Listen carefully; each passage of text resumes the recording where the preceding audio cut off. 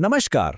आज हम एक ऐसे सफर पर निकलने वाले हैं जो हमारे आसपास की हर चीज को देखने का नजरिया बदल देगा। देखिए, हम सब जानते हैं कि दुनिया एटम से बनी है ना? पर सवाल यह है कि एक एटम के अंदर आखिर है क्या? चलिए पता लगाते हैं। तो जरा सोचिए, ये दुनिया जो हमारे चारों ओर है, एकदम ठोस, एकदम सॉलिड। क्या हो अगर ये असल में लगभग पूरी तरह से खाली हो? हाँ, सुनने में थोड़ा अजीब लगता है ना, लेकिन साइंस की दुनिया में हकीकत अक्सर हमारे अंदाजों से कहीं ज्यादा कमाल की होती है। और ये सारी कहानी शुरू होती है एटम के लेवल से। तो चलिए सबसे पहले बात करते हैं एक एटम के असली साइज की। आखिर ये पैमाना है क्या?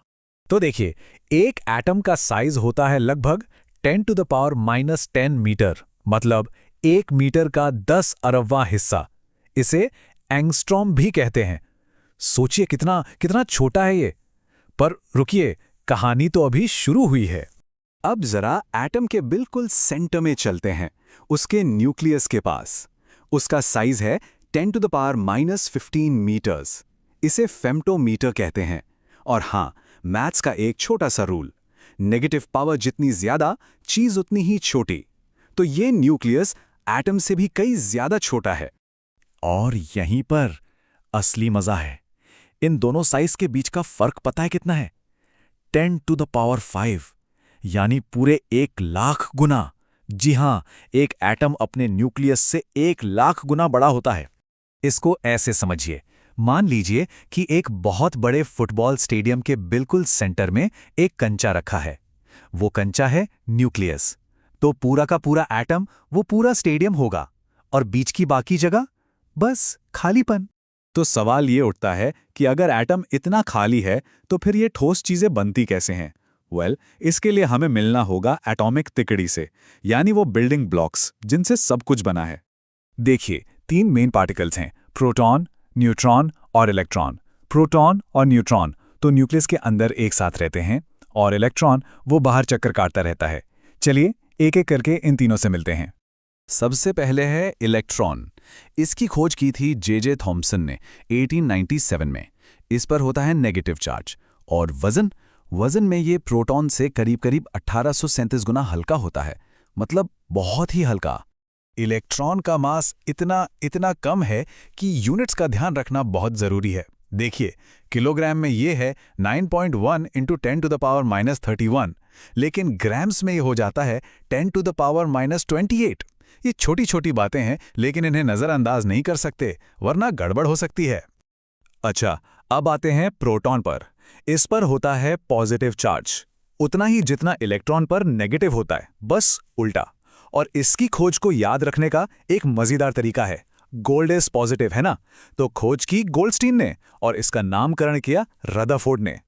और इस तिकड़ी का तीसरा और आखिरी मेंबर है न्यूट्रॉन। इसकी खोज की जेम्स चैडविक ने 1932 में। जैसा कि नाम से ही जाहिर है, यह है न्यूट्रल, मतलब इस पर कोई चार्ज नहीं होता। और जानते हैं, इसी वजह से इसकी खोज सबसे आखिर में हुई, क्योंकि जिस चीज पर चार्ज ही ना हो, उसे पकड़ना, उसे डिटेक्ट करना बहुत मुश्किल होता है। पर क्या कहानी इन 3 पार्टिकल्स पर खत्म हो जाती है? नहीं, बिल्कुल नहीं। असल में तो एक पूरा का पूरा पार्टिकल जू है। चलिए इस जू के कुछ और अनोखे मेंबरों से मिलते हैं। जैसे कि पॉजिट्रॉन। ये है इलेक्ट्रॉन का एंटी पार्टिकल, मतलब सब कुछ सेम, मास बिल्कुल इलेक्ट्रॉन जितना ही, लेकिन चार्ज ठीक उल्टा। इलेक्ट्रॉन नेगेटिव तो पॉजिट्रॉन पॉजिटिव, एकदम जैसे शीशे में अपनी परछाई हो। और फिर आता है फोटॉन, यानी लाइट का पार्टिकल। इसकी खोज का श्रेय जाता है एल्बर्ट आइंस्टाइन को। सारी की सारी रोशनी इन्हीं से बनी है। ये चलते हैं स्पीड ऑफ लाइट से, और सबसे कमाल की बात, इनका मास 0 होता है। इस जू में और भी अजीबोगरीब सदस्य हैं, जैसे मेसॉन, जिसकी जिंदगी बस पलक झपकने जितनी होती है, बनते ही खत्म। और फिर है न्यूट्रिनो, एक ऐसा भूतिया पार्टिकल जिसका ना तो कोई मास है, ना कोई चार्ज। तो हमने एटम के खालीपन से शुरुआत की और पार्टिकल जू तक पहुंच गए, लेकिन एक आखिरी सवाल अभी भी बाकी है, शायद सबसे बड़ा सवाल। सवाल यह है कि इन पार्टिकल्स को इनका मास यानी वजन देता कौन है? अगर फोटॉन और न्यूट्रिनो बिना मास के हो सकते हैं, तो फिर प्रोटॉन और इलेक्ट्रॉन में ये वजन आता कहां से है? और इसका जवाब हमें मिलता है हिग्स बोसॉन में। जी हाँ, वही पार्टिकल जिसे गॉड पार्टिकल भी कहा जाता है। थ्योरी ये है कि यही वो पार्टिकल है जो बाकी सभी फंडामेंटल पार्टिकल्स को उनका मास, उनका वजन देता है। और सुनिए, ये सिर्फ कोई कहानी या थ्योरी नहीं है। 2013 में साइंटिस्ट ने इसकी मौजूदगी को कंफर्म कर दिया था। मतलब ये साबित हो चुका है कि इस पूरे पार्टिकल ज़ू में, नहीं पूरे ब्रह्मांड में जो कुछ भी ठोस है, उसका वजन इसी एक पार्टिकल की वजह से है। तो जो दुनिया हमें इतनी सॉलिड, इतनी ठोस लगती है, वो असल में क्या है? वो है खाली जगह और एनर्जी से भरे पार्टिकल्स का एक खूबसूरत डांस। सोचिए, एक जमाना था जब हम एटम को ही सबसे छोटी अविभाज्य चीज मानते थे, और आज हम क्वार्क्स की बात करते हैं। ये अंदर की ओर जाने वाला सफर अभी तो बस शुरू हुआ है।